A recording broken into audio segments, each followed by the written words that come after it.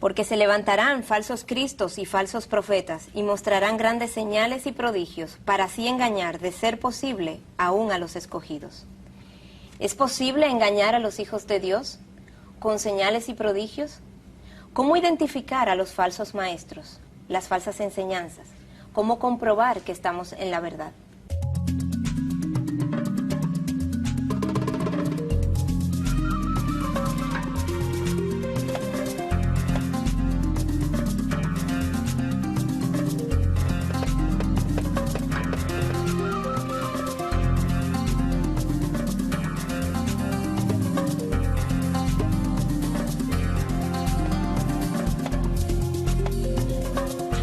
Con este preámbulo damos la bienvenida a usted que nos acompaña en el día de hoy y le doy la bienvenida a muy buena compañía que tenemos en el programa, tanto Miguel Núñez, nuestro coconductor, como el pastor Sugel Michelén, pastor por 25 años y conocido ya en la prensa dominicana también, hemos visto sus artículos, y un señor de muchos años de estudio de la Biblia, ¿no? Bienvenidos sean. Gracias, Patricia, y gracias, Miguel, por darme la oportunidad de compartir este tiempo. Bueno, gracias a ti, Sugel, por venir. Y Patricia, qué bueno que podemos una vez más conversar algo que es de suma importancia para el pueblo de Dios y aún para el mundo secular. Así es, Respuesta se ha comprometido con la presentación de la verdad y, de hecho, el eslogan de nuestro programa es verdades absolutas para un mundo relativo.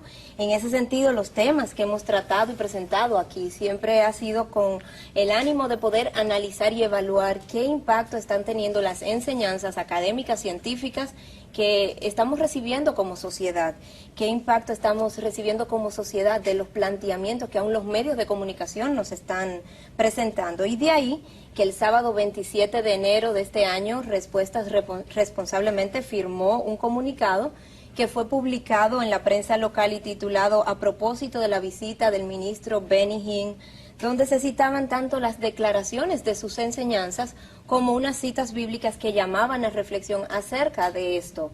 Miguel, el comunicado lo publicó Integridad y Sabiduría como presidente de esta institución.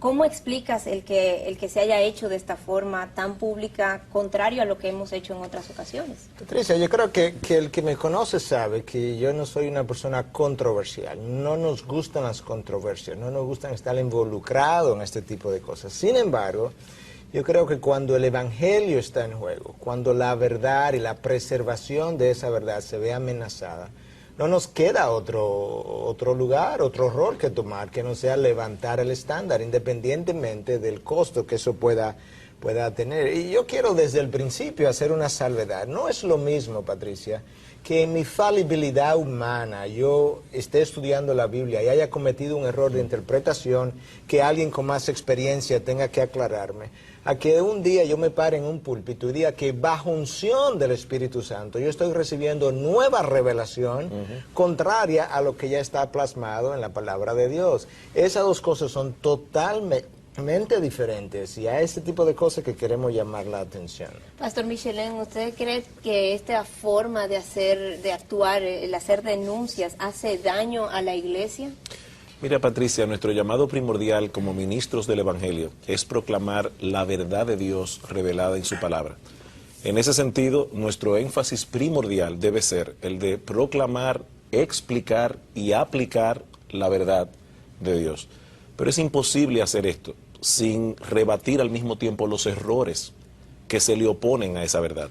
Una de las responsabilidades de los pastores, dice la Escritura, es que nosotros tenemos que ser retenedores de la palabra fiel, dice Pablo en Tito 1:9, y ser capaces de rebatir a los que contradicen. Las falsas doctrinas son una realidad, la palabra de Dios habla acerca de esto, y nosotros tenemos una responsabilidad. Frente a ellas. Exacto, frente al pueblo de Dios y frente al mundo en sentido general. Sin embargo, recibimos una nota de la prensa donde dice este señor: no se trata de señalar, sino de llevar el Evangelio, el verdadero, al mundo, y cuando un hermano cae, la iglesia debe acompañarlo y ayudarlo a levantarse. Y en este caso hacen alusión de que Benny Hinn ha hecho declaraciones públicas donde se ha retractado de enseñanzas que había hecho primeramente. Bueno, mira, dos observaciones. Una cosa, ¿qué sucede si yo golpeo a mi esposa una vez y pido perdón? La golpeo otra vez y pido perdón. Y de forma reiterativa incurro en lo mismo. Llega un momento en que yo pierdo credibilidad y ella ni nadie me cree. Y con relación al comentario, ¿verdad?, que se nos envió y lo recibimos muy bien, para eso estamos abiertos, pero yo quiero que el pueblo entienda, el pueblo cristiano y el pueblo secular, que nosotros hemos sido llamados por la palabra a contender ardientemente, dice Judas 3, precisamente por la verdad que se le ha delegado a los santos que hemos recibido. Oye las dos palabras, contender y ardientemente. ¿Te das cuenta de cuál es nuestro llamado entonces? Pero la pregunta es, ¿qué es más dañino? ¿Es más dañino permanecer callados o denunciar lo que estamos viendo? ¿Dejar que el pueblo crea lo que oye o lo que quiere oír? Pastor Sugel, ¿qué opina de esto? Como decía Miguel al principio, nosotros no debemos ser amantes de la controversia ni desear ofender a nadie. Pero sería una falta de amor y una falta de responsabilidad no denunciar públicamente las falsas enseñanzas. Me llama la atención cómo en 2 Timoteo 4, 14 y 15 el apóstol Pablo cita por nombre a un tal Alejandro que se había opuesto fuertemente a las enseñanzas apostólicas. Las falsas doctrinas no son un juego. En Romanos, ni son nuevas. En Romanos capítulo 16, los versículos 17 y 18, Pablo dice, os ruego, hermanos, es un ruego, que os fijéis en los que causan divisiones y tropiezos en contra de las doctrinas que vosotros habéis aprendido y que os apartéis de ellos. Tenemos esta cita aquí en pantalla para poder revisarla. Y noten cómo en esa cita, al final, Pablo habla de que estas personas vienen con palabras hermosas, con lisonjas, y engañan a los incautos. Sí, dice, porque los tales son esclavos no de Cristo nuestro Señor, sino de sus propios apetitos, y por medio de palabras suaves y lisonjeras engañan los corazones de los ingenuos. Bueno, Patricia, la razón por la que, como decía el pastor Michelén, nosotros no podemos permitir este tipo de cosas, el cristiano no debe. Una buena ilustración es esta: si tú tienes grietas en la zapata de un edificio, tú no puedes permitir que eso continúe. Eso pone en riesgo a las personas que habitan en el edificio o que trabajan en el edificio. Eso es exactamente lo que son malas enseñanzas, grietas en lo que es la columna vertebral que sostiene la fe cristiana. O sea que permanecer callado va a tener también un costo, va a tener un precio. Muy alto. ¿No encuentra esto también usted, Pastor Sugel? Mira, si la doctrina es errónea, el resultado será dañino, independientemente del bienestar inicial que las personas que reciben estas enseñanzas experimentan. Dice Pablo en 1 Corintios 15, 33, las malas conversaciones corrompen las buenas costumbres. Y Pablo no estaba hablando allí de moral y cívica. Él lo dice en el contexto de personas, de falsos maestros que estaban enseñando falsas doctrinas en la iglesia de Corinto, diciendo que la resurrección era un mito. Y Pablo entendía que atacar la doctrina de la resurrección en la iglesia iba a traer como consecuencia una conducta cristiana equivocada. Así es. Entonces, ambos estoy escuchando que hablan de doctrina y quizás muchos que nos están viendo no entienden qué significa, qué abarca lo que es la doctrina. ¿Es la Biblia la doctrina?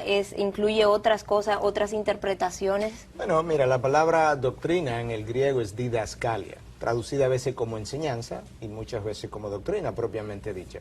De manera que cuando tú oyes a alguien que te dice, mira, no me hable de doctrina, yo solamente quiero a Jesús, solamente háblame de Jesús, esa persona no entiende lo que es la palabra doctrina, porque cada vez que tú hablas algo de Jesús, el simple hecho de decir Jesús es el Salvador del mundo, es una doctrina. O Jesús es amor. Claro, si tú no quieres hablar de doctrina, no puedes hablar de Jesús. ¿Te das cuenta entonces que esto es sumamente serio? O sea, ambos han dado importancia capital a la doctrina dentro del pueblo de Dios. Sin embargo, dentro del pueblo cristiano, no todos los grupos le dan esa importancia. Y de hecho, me pregunto hasta qué punto no es que hay un llamado distinto para ciertos grupos. Se pueden preguntar mucho si es que hay un grupo determinado que está llamado a ser más académicos, más profesores, más maestros de las doctrinas. El llamado a escudriñar las escrituras es para todo el mundo. De hecho, si hay algo que a mí me llama la atención, es como en Hechos 17, el apóstol Pablo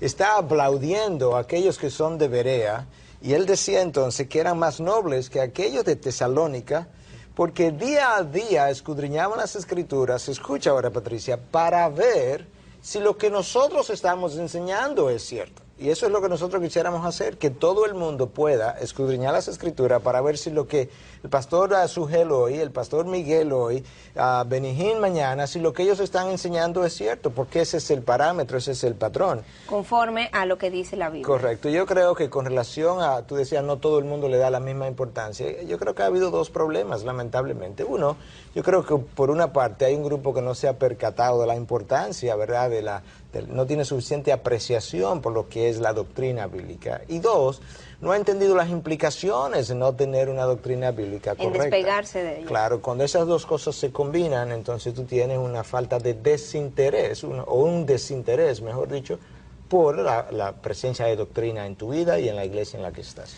Un ejemplo de esto lo podemos poner en cuanto a... traerlo quizás más contemporáneo, cuando podemos apreciar ya lo que son ejemplos de despegarnos de doctrina al día de hoy. Pensemos, por ejemplo, en el impacto que puede tener en un creyente sincero abrazar la doctrina de Benijín sobre la enfermedad.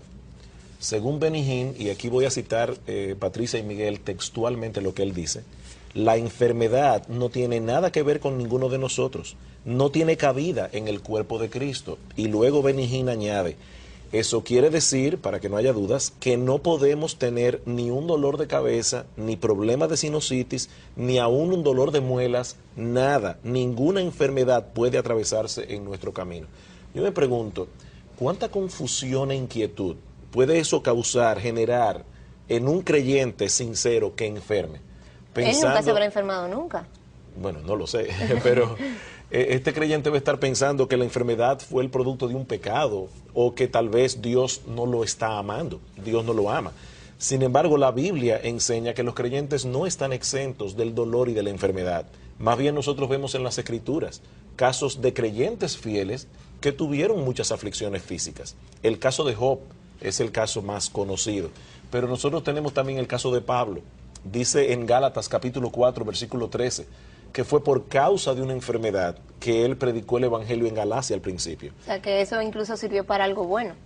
No, y en otros casos. Nosotros tenemos también el caso de Epafrodito. Dice en Filipenses 2, 25 en adelante, que por la obra de Dios enfermó casi a punto de morir. Por la obra de Dios, no por un pecado. Así es. A Timoteo, Pablo le dice, toma vino y no agua, porque el agua era muy contaminada en Palestina en aquellos días, por causa de tu estómago y de tus frecuentes enfermedades. O sea, que no son exclusivas de un pecador, sino que al creyente también vemos en la Biblia que pueden darle enfermedad y de algo nos vamos a morir todos, ¿no? Claro, te das cuenta entonces que esas enseñanzas doctrinales tienen sus implicaciones prácticas en el día a día. De ahí que Pablo le dice a Timoteo, en 1 Timoteo 4:16, le dice lo siguiente, cuídate de ti mismo y de la enseñanza. La palabra ahí es didascalia, de la doctrina. Preserva en estas cosas. Haciéndolo asegurarás entonces la salvación, tanto para ti mismo como para los que te escuchan. Una mala doctrina en una persona que no tiene salvación lo va a llevar a creer que Dios le ha salvado, y se va a morir pensando que va a entrar al reino de los cielos. Estas son cosas muy serias. La pregunta de mucha de nuestra teleaudiencia es ¿cómo saber distinguir entre un predicador genuino y uno que está enseñando falsas doctrinas, que es un falso maestro, sobre todo cuando ambos están parados en un podio mencionando el nombre de Jesús, citando versos de la Biblia bajo todo lo que son las características desde fuera de un cristiano, bajo esa cobertura, digamos? Un falso maestro, por definición, es alguien que enseña falsas doctrinas. Por lo tanto, un maestro verdadero se conoce por su fidelidad a la enseñanza de las doctrinas bíblicas, de la palabra de Dios. Lo que distingue al verdadero maestro no es el hecho de que sea capaz de hacer obras prodigiosas, milagros, señales. Sí, porque no solamente están usando la Biblia, sino que están haciendo uso de grandes, haciendo demostraciones de señales y prodigios, como dice. Sin embargo, en el Nuevo Testamento se insiste una y otra vez a los creyentes que no tomen esas cosas como señales de veracidad o de fidelidad, El Señor Jesucristo dice en Mateo 24 que los falsos maestros, los falsos profetas, harán grandes señales y prodigios. Así es. Precisamente por eso son tan peligrosos, porque muchos pueden confundirse al verlos hacer obras tan extraordinarias.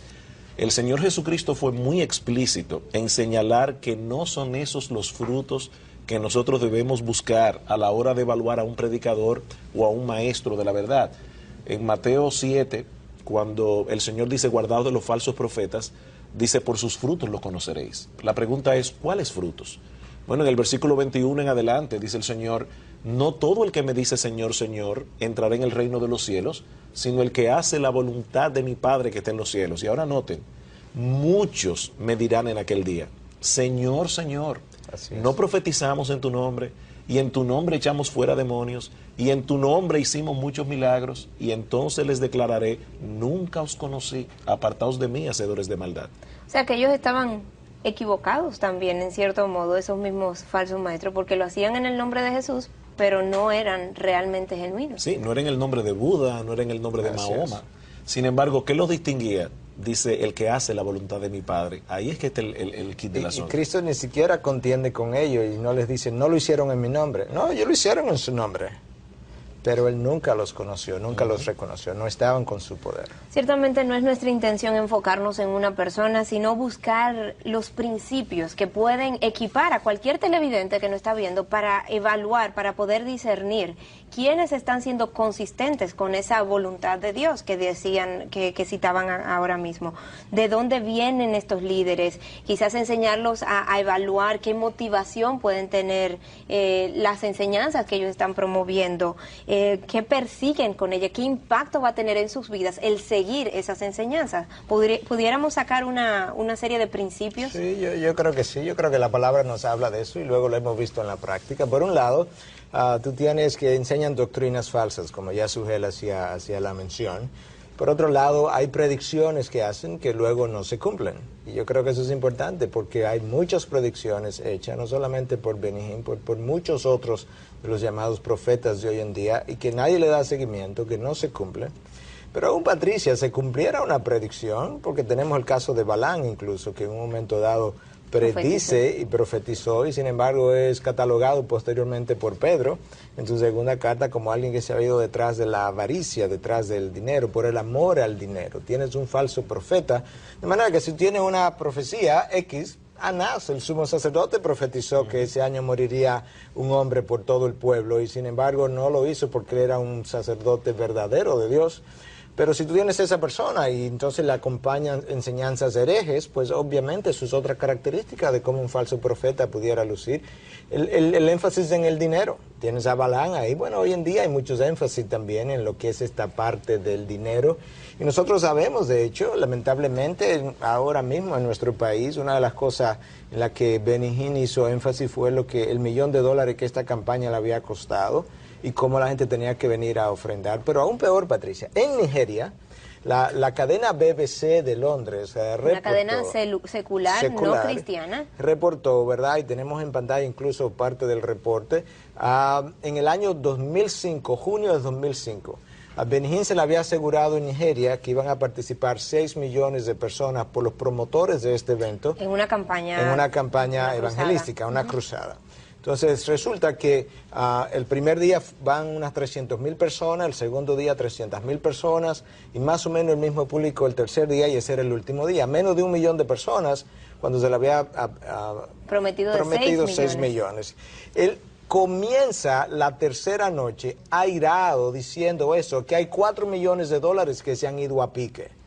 Y entonces, que se perdieron, porque yo invertí esta cantidad de dinero y a mí me aseguraron que este era el número de personas que iban a venir, y nada similar a eso ha ocurrido. Ese reporte de la BBC del año 2005, bastante reciente, correcto, que pueden acceder a él en la pantalla, pueden ver también lo que es la dirección donde está el artículo completo. Correcto. Hay un Jesús distorsionado, la presentación de Jesús no es correspondiente a la palabra de Dios. Muchas veces hay una demostración y un alarde de poder también, y son muy controladores de sus audiencias y de sus seguidores. Y ahí eso te da una idea más o menos del perfil de uno de ellos. Mencionas, Miguel, un artículo de la BBC, pero otros medios seculares también han ido y se han percatado de este fenómeno de estas personas, de estos líderes, y han ido tras sus pisadas. Y muchos se pueden preguntar qué han encontrado, qué han investigado, a qué conclusiones han llegado. ¿Qué están enseñando estas personas? ¿Están siendo consistentes no solamente con las enseñanzas, sino consigo mismos? ¿Están siendo congruentes con lo que ellos predican? Acompáñenos a ver en paralelo.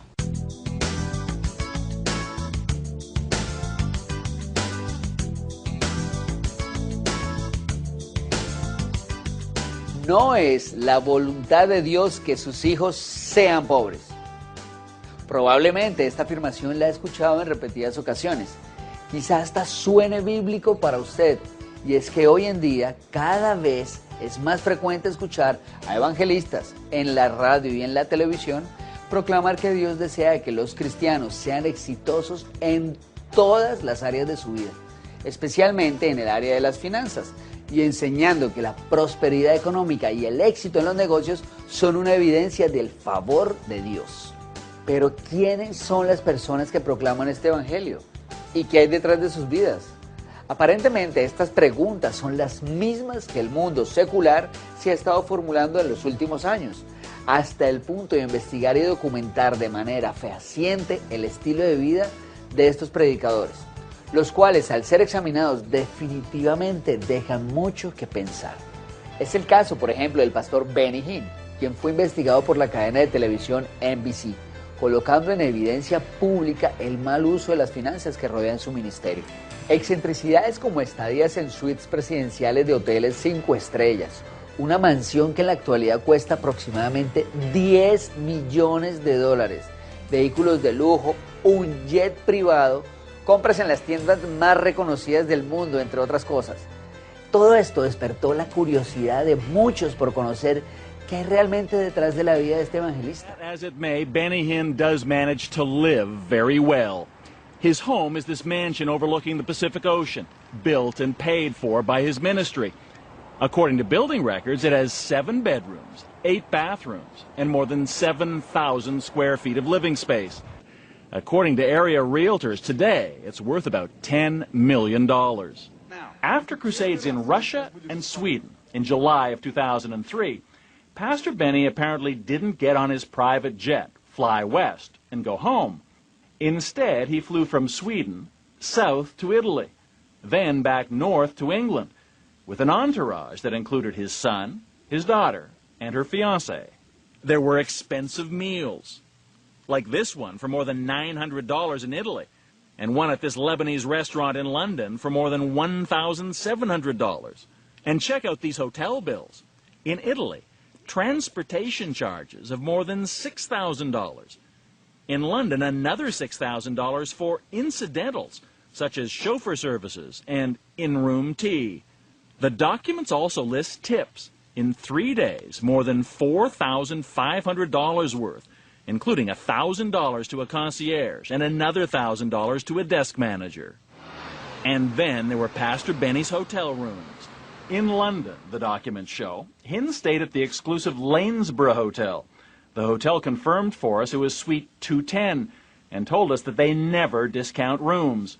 The going rate, the hotel says, more than $3,000 a night. And then there was Pastor Benny's hotel room in Milan. According to the expense documents, room 1001. The hotel confirmed it's the presidential suite. The hotel website says the room is fit for a prince and the largest hotel suite in Europe. Among its 5,400 square feet, 3 bedrooms, a formal dining room, a fireplace, a jacuzzi, a sauna, a Turkish bath, a large terrace with a panoramic view of the city, and a 100-foot-long swimming pool decorated with marble and frescoes. The hotel told us this room rents for more than $10,000 a night. No discounts. Otro evangelista es Joel Osteen, quien es considerado parte del movimiento Palabra de Fe, y en la actualidad es el pastor principal de la iglesia más grande de Estados Unidos, Lakewood Church, con una membresía que supera las 30,000 personas. En el 2005, Joel Osteen fue invitado al programa de Larry King en vivo, en la cadena CNN, donde se negó a afirmar que Jesucristo era la única vía para llegar al cielo, alegando que solo Dios puede juzgar el corazón de las personas y que él mismo no sabía qué pasaba con las personas que no creían en ese mismo Dios. Si tú crees en Dios o no, o si tú no crees en Dios, ¿tú vas al cielo? No importa lo que hayas hecho en tu vida. Bueno, yo no sé, creo que hay un balance en que tú tienes que conocer a Cristo. Yo creo que si tú conoces a Cristo y eres un creyente en Dios, vas a producir buenas obras. Yo creo que es una falacia decir que soy un cristiano y no hago nunca nada para ayudar a las personas. ¿Y qué tal si eres judío o musulmán y no aceptas a Cristo? Tú sabes, yo soy muy cuidadoso de decir quién va y quién no va al cielo. Pienso que Pero solo si tú Dios- crees, tú tienes que creer en Cristo. ¿Están mal los que no creen? Bueno, yo no creo que ellos están mal. Yo creo en esto, en lo que la Biblia y la fe cristiana enseñan. Esto es lo que creo. Pero también yo creo que solo Dios puede juzgar el corazón de una persona. Lo que yo hago es enseñar principios prácticos. Tal vez yo no utilizo la Biblia en mi sermón y yo no me siento mal por eso. Yo solo digo, mira, aquí la idea. Por ejemplo, ayer yo hablé de vivir para dar, que es en eso justamente que debe insistir nuestra vida. Yo lo dije al final, tú sabes que eso es lo mismo que la Biblia dice. La revista estadounidense Time, en su edición del 18 de septiembre del 2006, dedicó su portada a este movimiento. ¿Quiere Dios que tú seas rico? Según el texto, algunas de estas mega iglesias dicen que sí, otras dicen que es una herejía. En una encuesta realizada por la revista Time, 61% de los cristianos creen que Dios quiere que las personas sean prosperadas, mientras que el 31% están de acuerdo con que si tú le das dinero a Dios, Dios te bendecirá con más dinero. Si las posesiones son sinónimo de la aprobación y bendición de parte de Dios, y la pobreza, enfermedad y sufrimiento implican su descontento, entonces los verdaderos hijos de Dios ya no se reconocerán por sus frutos espirituales, ni su buen testimonio, sino a través del aumento en sus ingresos y su nivel socioeconómico. Pero Jesucristo mismo nos dio esta verdad profunda. Ninguno puede servir a dos señores, porque aborrecerá al uno y amará al otro, o estimará al uno y menospreciará al otro. No podéis servir a Dios y a las riquezas. Impresionante lo que cadenas no religiosas han llegado a investigar y a concluir, ¿no? Así es, Patricia. Yo creo que te das cuenta que en ocasiones parte del problema con el ministro de la palabra o el que no está definido si realmente es un ministro de la palabra de Dios es su falta de compromiso con el estándar. No puedes oír a un ministro de la palabra que se le pregunte que si él piensa que un ateo va al reino de los cielos o un musulmán que no conoce a Cristo que sí va al reino de los cielos y que él diga, llamándose ministro de la palabra, yo no sé. No, tú sabes lo que la palabra dice, tú no quieres comprometerte públicamente con lo que dices y entonces tú estás comprometiendo el estándar y entonces te haces cuestionable y te das cuenta. Pierde la confiabilidad. Credibilidad. Necesitamos lo que creemos, vivirlo y proclamarlo. Y cuando se nos pregunte, enseñarlo una vez más. Por otra parte, a mí me preocupa enormemente este asunto del Evangelio de la Prosperidad. Yo sé que ustedes han hecho programas anteriores acerca de ese tema. La Biblia no solamente no le promete a los creyentes que todos van a ser ricos y prósperos, sino que ese mensaje distorsiona el corazón del Evangelio. Dice el Señor, ¿de qué le vale al hombre si ganare el mundo entero y perdiere su alma? Así es. ¿Cuál es la importancia allí? La salvación del alma. Nosotros no descuidamos de ninguna manera la vida terrenal, ni la vida aquí y ahora, pero es indudable que lo que el Evangelio promete no es prosperidad económica, lo que el Evangelio promete es salvación. Y muchas veces, por causa de la verdad, creyentes tienen hasta pérdidas. Así es. Por ser fieles al Señor. Nuestra evaluación aquí de lo que son los falsos maestros, llegamos al punto de que realmente estos falsos maestros son líderes que llenan estadios, que tienen seguidores, que tienen personas del pueblo de Dios escuchándoles, recibiendo sus enseñanzas, que dicen, bueno, yo no tomo todo lo que él dice, yo solamente escucho parte porque no desecho. Estas personas van a sus eventos, participan y tienen experiencias que para ellos son muy reales, incluso experiencias de sanación. Bueno, Patricia, mira, el problema es que tú tienes dos opciones. Tú adaptas la palabra, lo cual es un no negociable para nosotros, o tú reinterpretas, revisa tu experiencia para adaptar tu experiencia a lo que la palabra dice. Y lamentablemente eso es lo que mucha gente no está dispuesta a hacer, a revisar su experiencia para ver cómo realmente la palabra le ayuda a interpretar la experiencia que ha vivido. Y lo que estamos haciendo es torciendo la palabra para que la palabra concuerde con mi experiencia. Pero participantes de eventos y cruzadas de campaña promovida por estos maestros pueden decir, como esta persona que respondió a nuestra publicación y que decía, yo participé los 3 días de campaña y créanme, no vi nada, ni hablado o hecho discordante con la palabra de Dios. Ahí cabe el que tiene de malo entonces que yo participe de estos eventos, siempre y cuando yo tenga claro cuál es mi posición. Mira, Patricia, para comenzar, un falso maestro no es necesariamente, o no está necesariamente hablando falsedad todo el tiempo. Él puede hablar verdad bíblica, pero está salpicada muchas veces entonces de doctrinas falsas o de herejías. Es como que tenga... Herejías, Miguel, antes mencionabas el término también de herejías cuando debemos evaluar lo que son, y vamos a recordar a nuestra audiencia que son aquellas enseñanzas que son contrarias a lo que la palabra de Dios establece. Entendemos esto como la herejía. Así es, y entonces, mira, yo creo que es importante ver esto que acabo de explicar en una forma ilustrativa. Tú tienes 100 papeletas de $1,000 o de $1,000, como quiera, y tú tienes... No hay $1,000. Bueno, $1,000, está bien, esa ilustración la mantengo y es que es válida. Y entre esas papeletas, pues tú tienes a 300 falsas de 1,000 que tienes, ¿verdad? Entonces tienes 700 verdaderas, o al revés. Bueno, entonces las falsas están pasando juntas con la verdadera, pero al final tú no tienes lo que creía que tenías, y eso es importante. Y algo que había dejado atrás, Patricia, y que quisiera recordar, es que el apóstol Pablo era tan específico con relación a esto de la nueva revelación, que pudiera contradecir la palabra, que él decía, mira, aún si nosotros mismos, ya yo he predicado un evangelio, si nosotros regresamos ahora, si aún nosotros mismos o un ángel del cielo os predicare otro evangelio, diferente al que os ha sido predicado, que sea anatema. En otras palabras, si tú tienes la experiencia de que un ángel del cielo baja y te presenta otro evangelio, aún esa experiencia tiene que ser interpretada a la luz de la palabra. Y eso que tuviste, entonces, si verdaderamente fue un ser angelical, dice Pablo, bueno, porque sea anatema. Que ¿Anatema sea? Maldito, que es la expresión. Una maldición sobre esta persona que está predicando falsamente. Esto es serio. Miguel, hay citas que nos dicen realmente que aún que esos falsos maestros van a venir. Es algo como inevitable que el mismo Jesús está diciéndonos que va a suceder. Si es algo inevitable, entonces ¿por qué preocuparnos en hacer las denuncias? ¿No será esto parte del juicio de Dios para el pueblo? Que algunos lo oyen y otros no. O sea, no hay nada que hacer. Bueno, mira, la palabra nos manda, en primera de Juan 4:1, a examinar los espíritus. No creáis, amados, no creáis a todos los espíritus, probarlo, ponerlo a prueba, examinarlo. ¿Por qué? Porque muchos falsos cristos han venido al mundo y la palabra nos manda entonces a hacer ese trabajo. Pero mira una cita todavía más importante y más contundente. En el libro de Apocalipsis nosotros nos encontramos con a Jesús revisando las iglesias, 7 iglesias originales en Asia Menor. Y le está pasando disciplina, le está revisando. Cuando llega a la iglesia de Éfeso, congratula a la iglesia de Éfeso, pero mira la razón por la que Cristo congratula a la iglesia de Éfeso. Yo conozco tus obras, tu fatiga y tu perseverancia, y que no puedes soportar a los malos, y has sometido a prueba a los que se dicen ser apóstoles y no lo son, y los has hallado mentirosos. En otras palabras, lo bueno que la iglesia de Éfeso tuvo en esta revisión fue precisamente el trabajo que se tomaron en examinar a aquellos que se llamaron apóstoles y que no lo eran.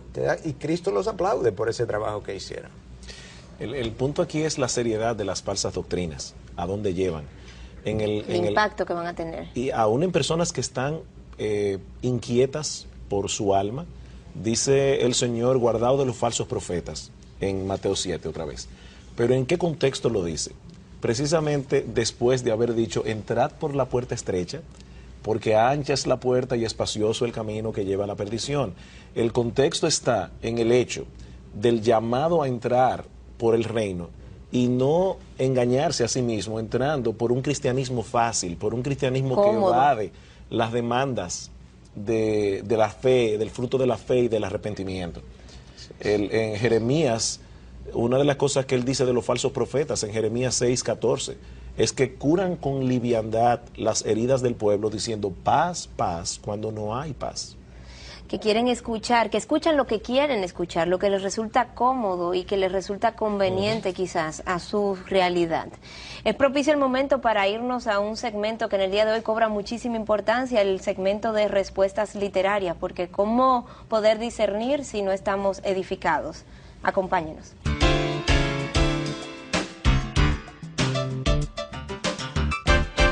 Nuestro primer libro en el día de hoy tiene un título muy apropiado y muy preguntado también. ¿Quién eres tú para juzgar? Sí, yo creo que este es un libro excelente, Patricia, porque hay un mal concepto en el pueblo de Dios que se piensa que no podemos juzgar por una mala interpretación de algo que Cristo dijo. Entonces, de ahí la pregunta, ¿quién eres tú para juzgar? Este libro hace un análisis excelente de varios tópicos y, entre otras cosas, dice, cuando tú juzgas doctrina, cuando juzgas los falsos profetas, cuando juzga los milagros, cuando juzga el neopaganismo, cuando juzga los espíritus, ángeles y demás. Y tiene una serie de 10, 11 capítulos diferentes acerca de cómo juzgar cada una de esas cosas. De manera que estamos recomendando este libro con mucho interés y con mucho ánimo.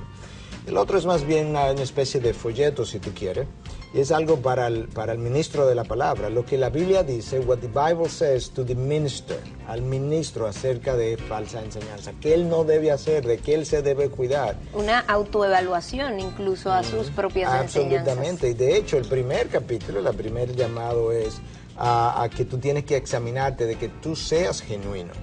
Y esa es la razón por la que estamos recomendando esto para ministros que puedan leer inglés. Lamentablemente no lo tenemos en español, pero yo creo que es sumamente importante.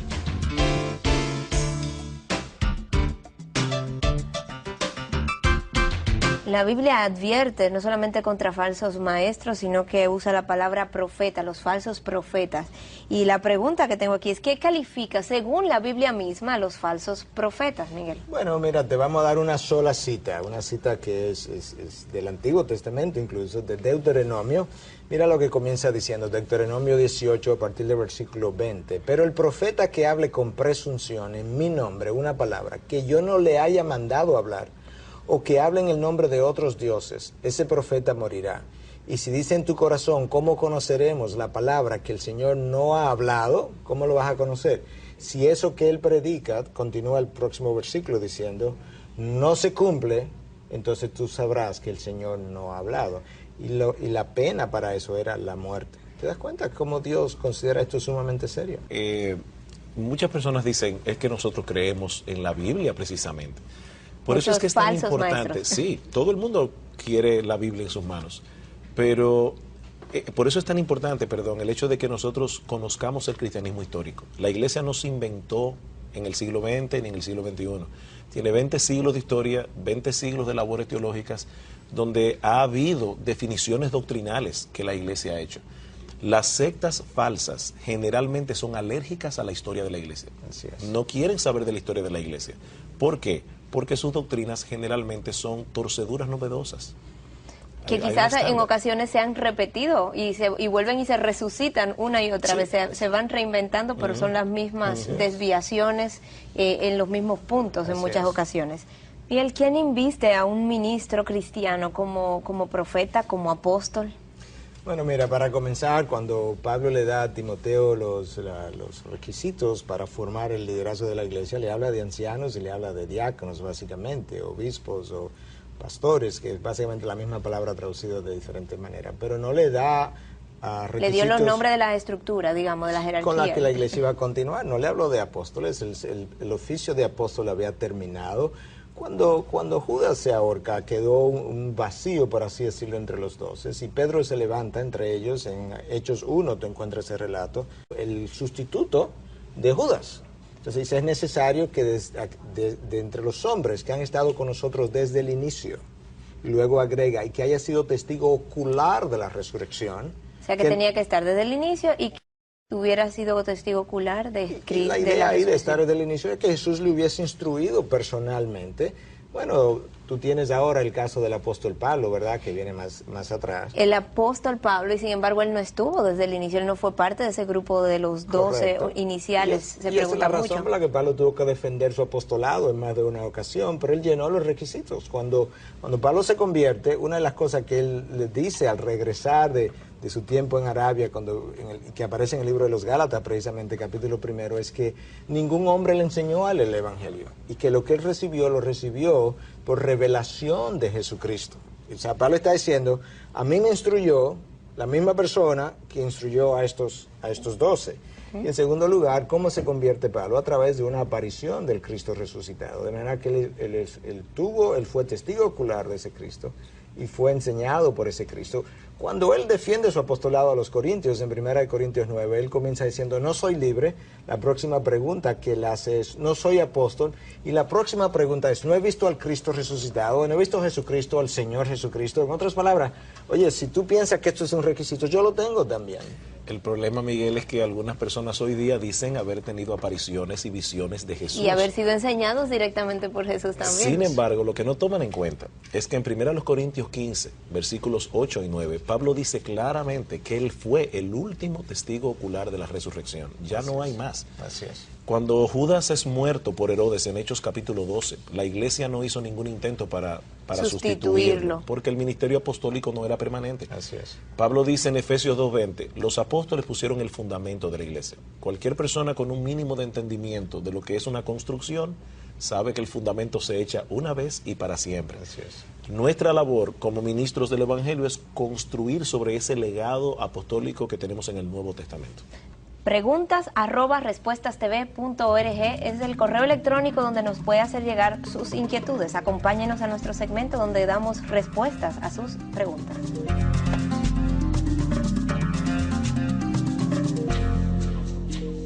La primera pregunta es, ¿cuál es su opinión respecto a los pastores que tienen la unción de soplar y las personas caen al suelo?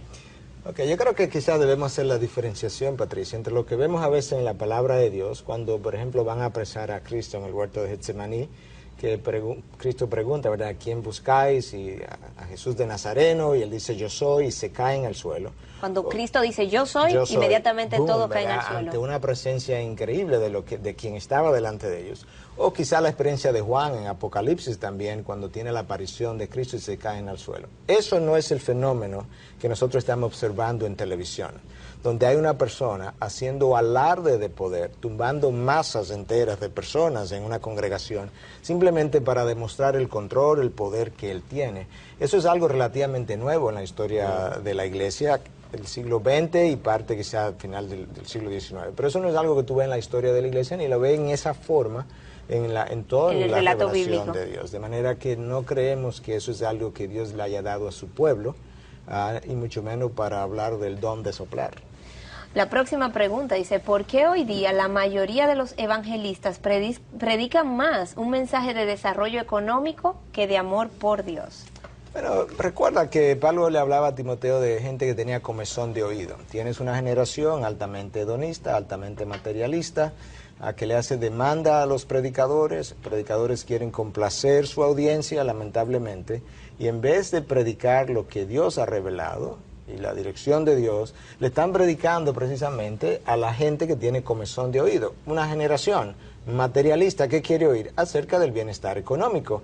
La mejor forma de tú garantizar una audiencia y seguidores es que tú le prometas bendiciones materialistas a una generación materialista y que al mismo tiempo le prometas salvación. Oye, ¿qué mejor paquete tú puedes tener? Tú vas a garantizar los mejores seguidores y la mayor cantidad de seguidores del mundo.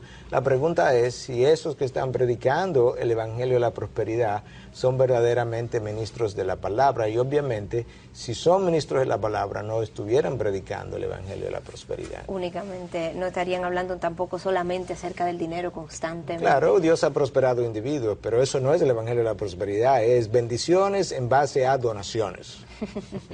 Recuerden, amigos, que también pueden acceder a nuestro programa a través de nuestra página de internet www.respuestastv.org y ahí dirigirse al segmento de preguntas donde nos puede hacer llegar sus inquietudes.